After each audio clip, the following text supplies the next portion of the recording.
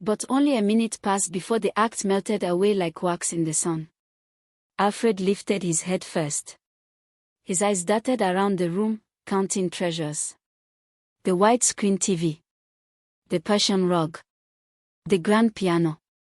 Even the chandelier above. His eyes shone with greed. Blessing followed his gaze. Her voice dropped to a whisper, sharp but eager. Alfred, when they share her things, that piano is mine. Alfred smirked. Then the chandelier will be mine too. And I want her silver Jeep. The newest one. Blessing's lips tightened. Silver Jeep. No. That car belongs to me. It is mine. Alfred snapped. They forgot the casket. They forgot the sister who had raised them, clothed them, and fed them when they were young. They remembered only the wealth she left behind. Inside the casket, Clara's soul trembled. So even my own blood. She swallowed her sob. Her hands itched to move, to slap sense into them. But she lay still. The truth was unraveling before her eyes. Chief James chuckled quietly in his corner. Their quarrel amused him. Fools, he thought. They fight like children while I hold the master key. Alfred raised his chin proudly. Blessing, you will take the clothes and maybe some jewelry. That is enough for you. The rest belongs to me. Blessing's eyes flamed. Me? Clothes? Jewelry? Are you mad? She slapped her hand hard on the glass table. You will not cheat me. The table shook. A glass cup rolled and shattered on the floor. Mama Grace, who had been kneeling by the casket praying, looked up sharply. Shame on both of you, she cried. Her voice was rough, but it cut through their quarrel. Your sister lies here, cold, and you fight over cars and houses. Are this what family means? Alfred frowned. Old woman, stay out of family matters. Blessing hissed. Who are you to talk to us? You are only a servant. Mama Grace pressed her hands to her chest. Servant, yes. But with more love in my heart than both of you put together. I watched Madame Clara feed you, clothe you, carry you on her back. Yet you show no tears, no sorrow, no respect. Her eyes filled with tears. God sees you. Heaven is watching. Alfred turned away, embarrassed but stubborn. Enough preaching, he muttered. Blessing crossed her arms and rolled her eyes. Let her talk. Words cannot stop us. A loud knock echoed from the main door. Everyone froze. Then Uche, the driver, ran in and opened it. 3 men in black suits stepped inside. They carried briefcases and wore dark glasses even though they were indoors. Their shoes clicked on the floor. Who are these? Blessing whispered. Chief James stood, smiling. The lawyer's men, he said proudly. They have come to prepare the papers. The will must be read. Alfred's face brightened. Good. Finally. Blessing's greed lit her eyes. Yes. Let us see what she left for us. The men bowed slightly and began to arrange files on the table. Chief James whispered to them, and they nodded. Inside the casket, Clara's body stiffened. So, they cannot even wait a full day. They are already dividing everything. Mama Grace placed her palm on the casket, as if to calm her. Hold on, my child, she whispered under her breath. Your parents are coming. The siblings sat side by side, pretending to be calm. But their fingers tapped the chairs. Their legs bounced. Their eyes shone like people waiting for free food. The lawyer's men opened a folder and read slowly. The will states, her businesses and shares shall be handled by the board until further notice. Blessing leaned forward. And the houses? What of the cars? Alfred grabbed the edge of the table. Read that part. The man adjusted his glasses. The family mansion will remain under the husband's care. Chief James smiled and tapped his chest. Of course. And the cars shall be distributed equally to the siblings. Alfred and Blessing gasped at once. Equally. Alfred shouted. Equally. No. I want the jeep. Blessing screamed. Their voices rose again, crashing like thunder. They shouted, pointed fingers. The men in black tried to calm them. Please, please, let us finish. But the siblings were lost in their greed. The door opened with a long creak. 3 business partners stepped into the golden mansion, Mr. Johnson, Mrs. Agnes, and Mr. Patrick. They all wore expensive clothes. Mr. Johnson's abode swayed as he walked, his heavy wristwatch shining. Mrs. Agnes's high heels clicked on the tiles, and her perfume filled the room.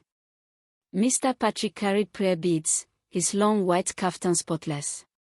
They walked straight to the casket and stood in silence for one breath. They bowed their heads, but their faces showed no true grief. Instead, their eyes darted quickly toward Chief James and the lawyer's men.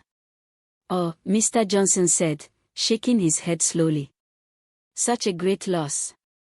Yes, yes, Mrs. Agnes added, though her lips twitched as if fighting a smile. Allah have mercy, Mr. Patrick murmured, but his eyes already glowed with numbers in his head. Inside the casket, Madame Clara listened closely. Her chest ached. These were the people she trusted with her company. She had built it with her sweat, her ideas, her sleepless nights. She had once believed they were like family. But now, she waited to hear the truth. Chief James cleared his throat and stepped forward.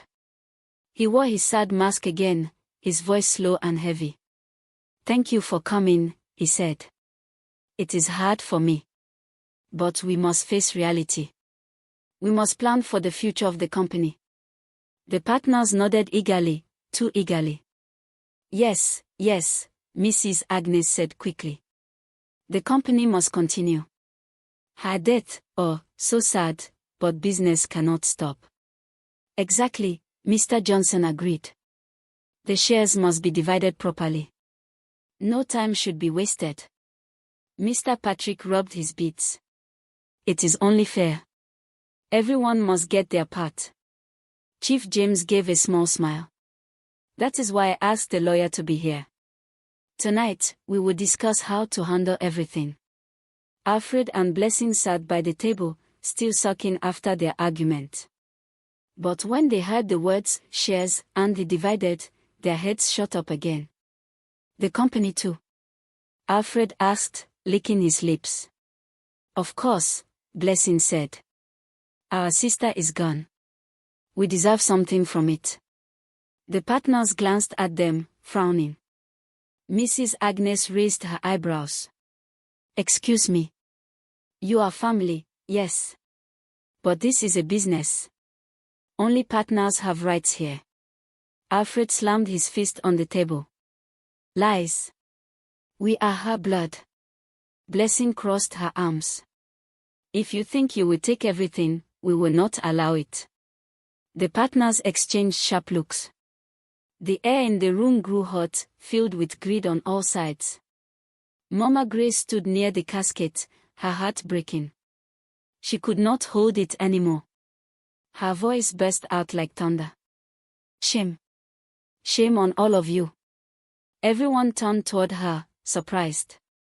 The old woman's eyes blazed with tears. Look at you. Not one of you has shed real tears.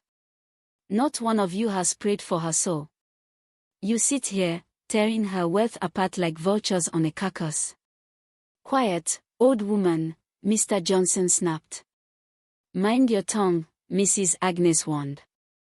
But Mama Grace did not stop. She pointed a trembling finger at them. You call yourselves husband, siblings, partners, yet none of you loved her. You loved her wealth. You loved her power. But you never loved her. Her words rang through the golden room. For a moment, silence fell. But then, Chief James chuckled. It was a low, cold laugh. Love does not feed people, he said. Love does not build companies or buy cars. Wealth does. Alfred and Blessing nodded quickly. Yes, Alfred muttered. She is gone, Blessing added. Let us move on. Mrs. Agnes mocked. The old woman is just bitter. Mr. Johnson waved his hand. She talks too much. Mr. Patrick sighed, let us continue the meeting. And just like that, they returned to their plans. Inside the casket, Clara could no longer hold back her tears. They rolled down her cheeks, but no one noticed. Her heart broke piece by piece. She had given them everything, her time, her money, her trust. Yet in the end, they showed their true faces. Only Mama Grace stood like a rock, defending her name. But where are my parents? Clara thought. Where are they? The lawyer's men continued to read the will. The room filled with the scratching of pens and the sound of greedy voices. I must get at least 30%, Mrs. Agnes insisted. No, Mr. Johnson argued. We agreed long ago, I deserve more. Mr. Patrick shook his beads. Greed will spoil this. Let us share equally. But even as he said it, his eyes gleamed with secret plans. Chief James sat at the head of the table, pretending to listen, but in his heart, he had already decided, I will control everything. Husband first, others later. In the middle of their noise, a new sound rose. The front door opened gently. 2 old figures stepped inside. The father, bent but tall, leaning on his cane. The mother, thin and shaking, her eyes red from crying. Everyone went silent for a moment. The old couple walked slowly, their feet dragging, their hands trembling.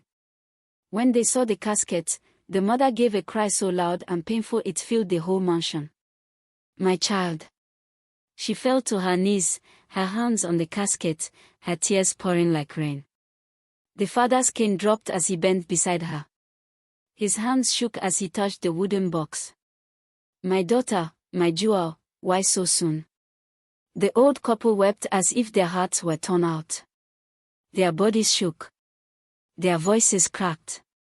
Inside the casket, Clara's chest heaved. She could no longer control herself. She felt their love pierce through her like sunlight through darkness. They had no interest in cars, houses, or shares. They had only one treasure, her. Chief James shifted uncomfortably. Alfred and Blessing lowered their eyes, guilty for one short moment. The business partners looked away. Mama Grace fell on her knees beside the old parents and wept with them. At last, there was true mourning in the mansion.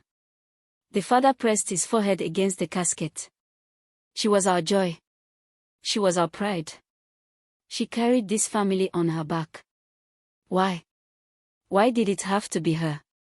Their words cut deeper than knives into Clara's soul. She could not pretend anymore. Her fingers twitched. Her chest rose. Her eyes opened. Slowly, she sat up inside the casket. Gasps filled the room. Some people screamed. Blessing staggered back. Alfred's mouth fell open. Chief James dropped his notebook. The business partners froze like statues. Only her parents reached forward, too blinded by tears to notice anything strange. My daughter, the mother whispered. My jewel, the father cried. Clara leaned forward, wrapped her arms around them, and sobbed into their shoulders. Papa. Mama. I am here. I am alive. And now I know the truth. Her parents clutched her tightly, their tears mixing with hers. Everyone else stood frozen, faces pale with shame and fear. The truth had been revealed. The golden mansion trembled with silence. No one moved. No one breathed. All eyes were fixed on the woman who had risen from the casket. Madame Clara's white satin gown flowed as she stepped down. Her face was pale from the powder, her hair tied back, her eyes swollen with hidden tears. Yet she looked like a queen rising from the grave. Clara pressed her face into their shoulders. Mama. Papa. I could not pretend any longer. Your love has brought me back. The room stayed frozen. Alfred, Blessing, Chief James, Mr. Johnson, Mrs. Agnes, and Mr. Patrick all stood like people caught stealing in daylight. Shame burned their faces. Clara turned slowly to face them. Her eyes, though filled with tears, were sharp like knives. My husband, she said, pointing at Chief James, you smiled at my death. You counted my riches before my body was cold. You planned to marry another. You never loved me. James's lips trembled. He stammered, Clara, my darling. I was only enough. Her voice thundered across the room. You showed your heart. And your heart is black with greed. She turned to Alfred and Blessing. And you, my blood, my siblings. I carried you when you were small. I paid your debts. I bought your clothes. I fed you when you were hungry. Yet you fought over my wealth like vultures. Is this what sisterhood and brotherhood mean? Alfred looked down at his shoes. Blessing wrung her fingers. Neither could speak. Then Clara faced the business partners. Mr. Johnson. Mrs. Agnes. Mr. Patrick. I built a company with my sweat. I trusted you. Yet at my fake death, you spoke of shares, profits, divisions. Not one of you prayed for my soul. Not one of you shed a true tear. You are partners in business, not partners in love. The partners bowed their heads, ashamed. Mrs. Agnes tried to speak, but Clara raised her hand, silencing her. Mama Grace stepped forward, her eyes wet with both sorrow and relief. She placed her hand on Clara's shoulder. My daughter, the truth has been revealed. You have seen with your own eyes. Now you know who truly loves you. Clara nodded slowly. Yes, Mama Grace. I know. And I will never forget. She looked again at her parents. Their old faces glowed with love, though tears still streamed down their cheeks. Their bodies were weak, yet their arms around her were strong with care. They came not for riches, Clara whispered, her voice breaking. They came for me. Only me. Their love is pure. Their love is true. Only parents love without greed. Her words fell like heavy stones in the room. Chief James fell to his knees. Clara, forgive me. I was blinded by wealth. Give me another chance. But Clara shook her head. A man who smiles at his wife's death cannot be trusted to keep her life. You have shown me your soul. Alfred and Blessing rushed forward together. Sister, forgive us. We were foolish. We let greed control us. But Clara stepped back. When I was alive, you asked only for money. When I pretended to die, you asked only for my things. Where was your love? Where was your pain? The siblings wept, but she turned away from them. The business partners tried to speak, but Clara's hand caught the air like a sword. I will rebuild my company with people who care for vision, not greed. Our partnership ends tonight. The room shook with shame. Those who came for wealth now saw themselves clearly in the mirror of truth. Clara's father lifted his cane and spoke in a trembling voice. Children, hear this lesson. Wealth is sand. It slips through fingers. But love is water, it gives life. When we are gone, our riches remain behind. But only love follows us to heaven. The mother nodded, her face still wet. We are old. We have nothing but love. Yet it is the greatest gift we can give. Tonight, our daughter has seen the difference. Clara knelt before them, her forehead touching their feet. Papa, Mama, forgive me for doubting. You are my treasure. Not houses. Not cars. Not shares. Only you. Her parents lifted her up and kissed her forehead. Their tears mixed together, shining under the chandelier like pearls. Mama Grace raised her hands toward heaven. Let this house never forget tonight. Greed destroys, but love builds. May this lesson live longer than riches. The greedy ones lowered their heads, too ashamed to argue. Their hands, once eager to grab, now hung limp at their sides. Clara led her parents to sit on the grand sofa. She sat at their feet like a child once more. Her voice was soft but strong. From today, my wealth will not blind me. I will share wisely. I will love deeply. And I will keep close only those whose hearts are true. Her parents smiled through their tears. That is all we ever wanted, our child. The golden mansion, once filled with greed and noise, now fell into deep silence. No one spoke. No one moved. Only the sound of the old parents' gentle sobs and Clara's quiet breathing filled the air. The truth was clear. Wealth fades. Faces change.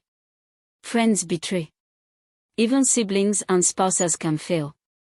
But a parent's love, though old, though weak, though frail, remains the strongest treasure. Madame Clara had tested the hearts of those around her, and the truth had been revealed. And from that night onward, the mansion was never the same again. Moral lessons. 1. Greed blinds the heart. When people love money more than people, they lose their humanity. 2. True love is rare. Many will come for wealth, but only a few will stay for you. 3. Parents' love is pure. No matter your riches or status, the love of parents is the safest shelter. 4. Wealth is temporary. Love is eternal. Houses, cars, and companies remain behind, but love is the true inheritance. 5. Test of the heart. Sometimes trials reveal who truly cares for us. Thank you for watching. Don't forget to subscribe, like and share.